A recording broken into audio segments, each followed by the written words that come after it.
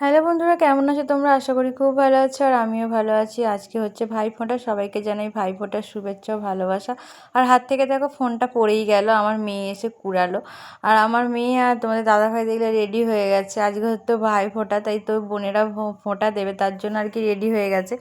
আর একটা একটু বাড়ি থেকে একটু দূরে ছিল, তার জন্য বাইকে করেই গেছিলো, মেয়েকে সাথে করেই নিয়ে গেছিলো।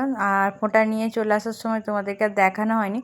আর দেখো যখন আমার মেয়ে চলে আসলো, তারপর ওর ভাইকে ফোঁটা তো দিতে নেই, তার জন্য আর কি হচ্ছে এবছর এমনি মিষ্টি দিয়ে আর কি ভাইকে সামনে রেখে আর কি ছবিটাই তুললাম, যেহেতু মিষ্টি দিতে তার কোনো আপত্তি নেই তাই।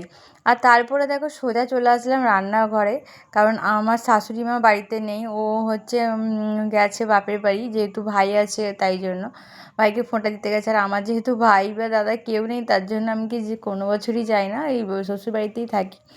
আর দেখো সকাল সকাল মানে রান্না চাপাতে পারলাম না, যেহেতু বাচ্চা ছেলে আছে, দুটোই ছোট ছোট বাচ্চা, তার জন্যই আর কি একটু দেরি হয়ে গেল রান্না চাপাতে। আর প্রথমেই দেখো পটলটা ভেজে নিয়েছিলাম, আর তারপরে ম্যাগনেট করে রেখেছিলাম মাংসগুলো, সমস্ত কিছু কেটে রেখেছিলাম, ওইগুলো কেটে দিয়েছিলো তোমাদের দাদাভাই, সমস্ত কিছু ধুয়ে দিয়েছিলাম, সবজিগুলো কেটে কেটে ডিশের মধ্যে আর কি রেখে দিল। আর সেইগুলোই আর কি মশলাগুলো ভাজা হয়ে গেছিলো, তারপরে ভাবলাম তোমাদেরকে তো দেখানো হলো না। আর মাংসটা ম্যাগনেট করা মাংসটা আবার দিয়ে দিলাম মশলা কষানোর পরে, কারণ একটু পেঁয়াজ দিয়েছিলাম, ক্যাপসিকাম যেগুলো কোঁচানো ছিল সেগুলো আর কি সমস্ত কিছু একটু তেলের ওপর নাড়িয়ে চাড়িয়ে ভেজে নিয়েছিলাম। আর খেতে বসবো, বাটিতে মাংস তুলেও নিয়েছিলাম। তো ভাবলাম ভাই তোমাদেরকে তো ফাইনাল লুকটাই দেখানো হলো না। কোনো বাড়ি দেখবে এই জিনিসটা হয় না যে করার থেকে মানে হয়ে যাওয়ার পর তোমাদেরকে দেখাবো, এটা আর একবারও হয়েছিল। যেহেতু দেখো আমি তো রান্না করি কাঠের জালে, সেই কাঠের জালে করিয়ে দিয়ে তারপরে ছেলেকে খাওয়াতে গিয়েছিলাম, এসে আর মনে হয় ভুলে গেছিলাম, তার জন্য আর তোমাদের সামনে দেখানো হয়নি। আর আজকে মায়ের আজকে বিদায়ের পালা, তার জন্য আর কি মাকে দেখো রেডি বের করে ফেলেছি, রেডি করে দেওয়ার কথা বলছিলাম। যাই হোক, মাকে বাইরে নামিয়ে দিয়েছে, এবার বরণ করা হবে, মিষ্টি খাওয়ানো হবে। আমিও মিষ্টি খাইয়েছিলাম, আমার যেহেতু ক্যামেরা করার কেউ থাকে না, তার জন্য আর আমি দেখাতে পারলাম না। মিষ্টি খাইয়ে ছেলেকে তোমাদের দাদাভাইয়ের কাছে বাড়িতে রেখে আসলাম, ওর শরীরটা খারাপ, ওকে বাইরে নিয়ে আসে, তোমাদের নাকের কাছে কি একটা হয়েছে না, তার জন্য। ছেলেটার এই নাকের এই জায়গাটা না একটা ঘায়ের মতন হয়ে গেছে, কিছু হয়তো ছিল উস্কে দিয়েছে, তারপর থেকে ওখানটা একটা ঘায়ের মতন হয়ে গেছে বলে তাই জন্য আর বাইরে বের করিনি।